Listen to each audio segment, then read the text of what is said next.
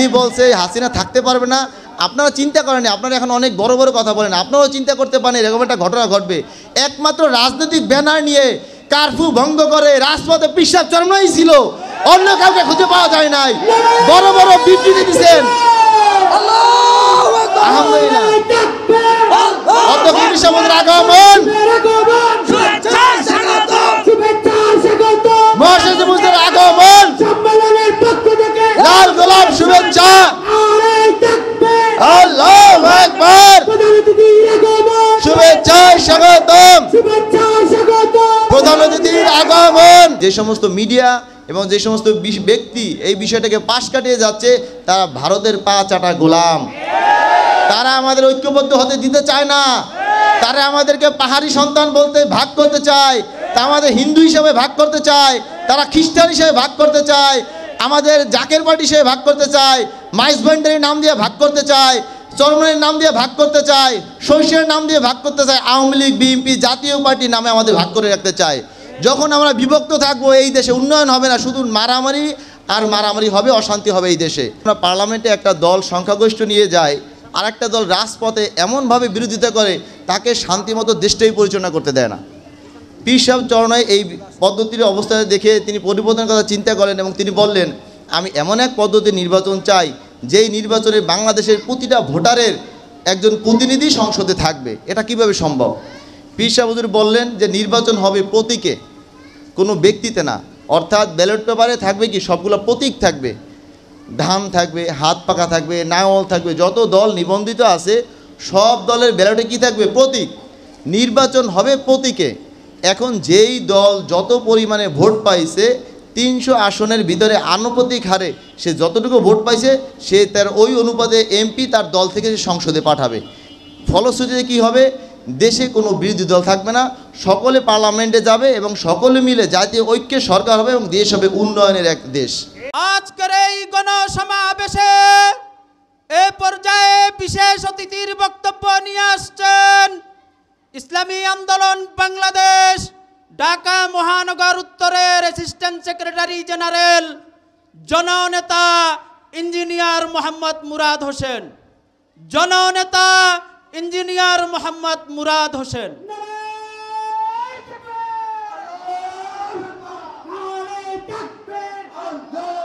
ইসলামী আন্দোলন বাংলাদেশ ঢাকা মহানগর উত্তরের আওতাধীন ঐতিহাসিক মোহাম্মদপুর থানা শাখার কর্তৃক আয়োজিত ঐতিহাসিক রায়ের বাজারের আজকের এই গণসমাবেশে কিছুক্ষণের মধ্যে আমাদের মাঝে এসে উপস্থিত হবেন আমাদের আজকের অনুষ্ঠানের সম্মানিত প্রধান অতিথি, বাংলাদেশের লক্ষ লক্ষ মানুষের প্রাণপ্রিয় নেতা, ইসলামী আন্দোলন বাংলাদেশের সম্মানিত মহাসচিব অধ্যক্ষ হাফেজ মাওলানা ইউনুস আহমেদ সাহেব।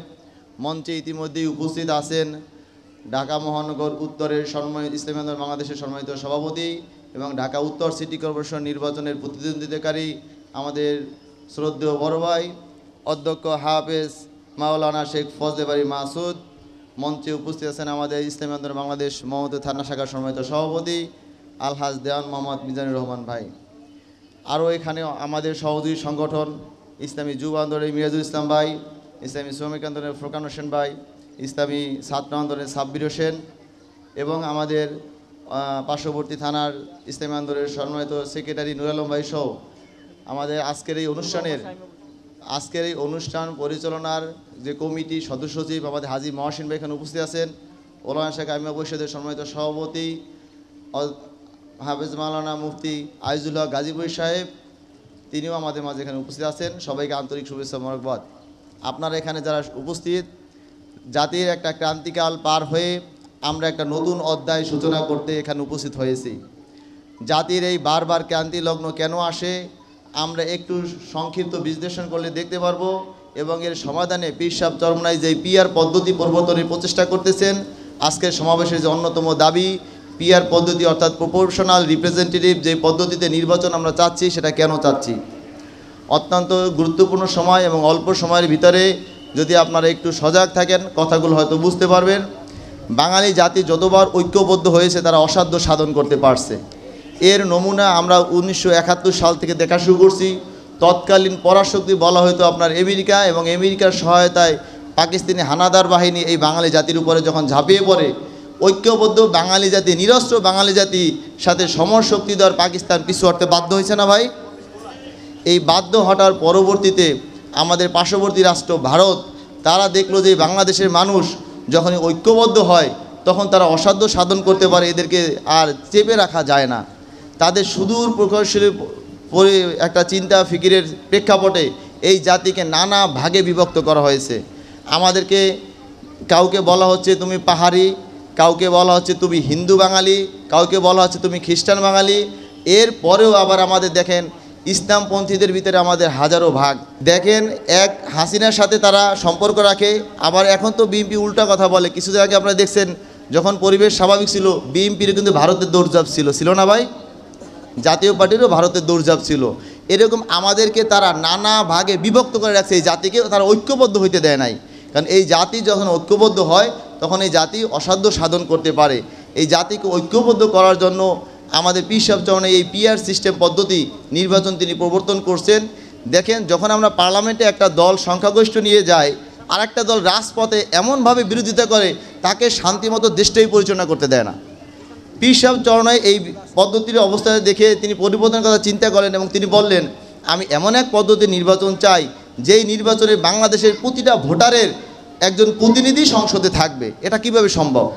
পীর সাহেব হুজুর বললেন যে নির্বাচন হবে প্রতীকে, কোনো ব্যক্তিতে না। অর্থাৎ ব্যালট পেপারে থাকবে কি সবগুলো প্রতীক থাকবে, ধান থাকবে, হাত পাকা থাকবে, নাঙল থাকবে, যত দল নিবন্ধিত আছে সব দলের ব্যালটে কি থাকবে? প্রতীক। নির্বাচন হবে প্রতীকে। এখন যেই দল যত পরিমাণে ভোট পাইছে 300 আসনের ভিতরে আনুপাতিক হারে সে যতটুকু ভোট পাইছে সে তার ওই অনুপাতে এমপি তার দল থেকে সে সংসদে পাঠাবে। ফলশ্রুতিতে কী হবে? দেশে কোনো বিরোধী দল থাকবে না, সকলে পার্লামেন্টে যাবে এবং সকলে মিলে জাতীয় ঐক্যের সরকার হবে এবং দেশ হবে উন্নয়নের এক দেশ। দেখছেন কত সুন্দর একটা পদ্ধতি। এই পদ্ধতি নিয়ে কিন্তু আজকে আমরা কয়েক বছর আলোচনা করতেছি, কিন্তু মিডিয়া এই পদ্ধতিটাকে আপনার ফলো করে প্রচার করতেছে না। আমরা মনে করি যে সমস্ত মিডিয়া এবং যে সমস্ত ব্যক্তি এই বিষয়টাকে পাশ কাটিয়ে যাচ্ছে তারা ভারতের পা চাটা গোলাম। তারা আমাদের ঐক্যবদ্ধ হতে দিতে চায় না।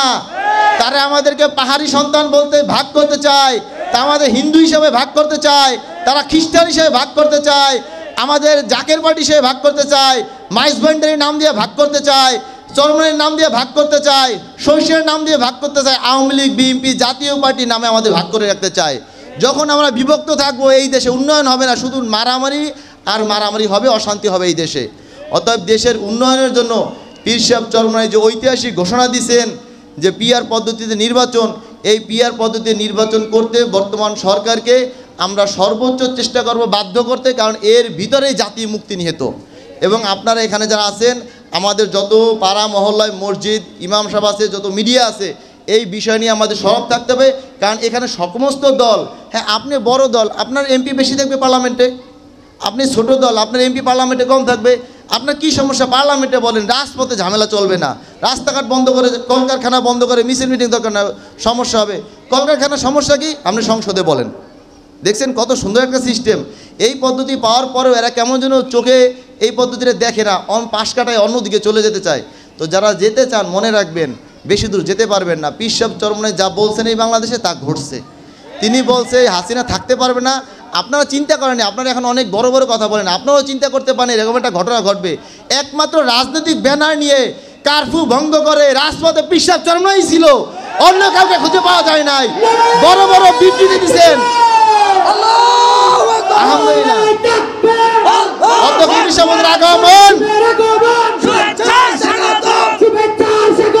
মহাসচিবের আগমন, লাল গোলাপ শুভেচ্ছা,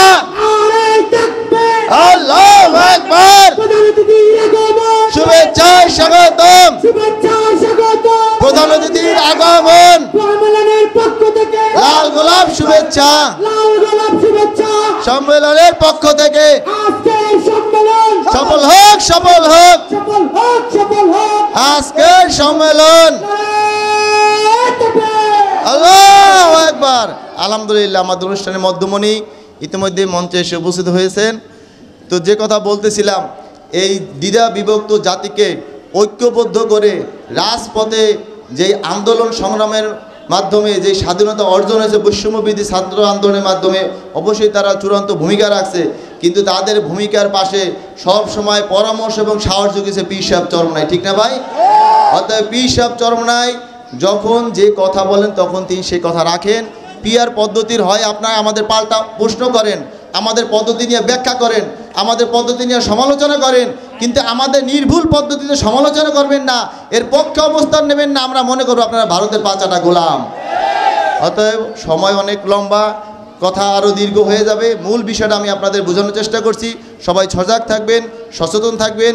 স্বাধীনতা অর্জন করা যতটা কঠিন, স্বাধীনতা রক্ষা করা তার চেয়েও বেশি কঠিন।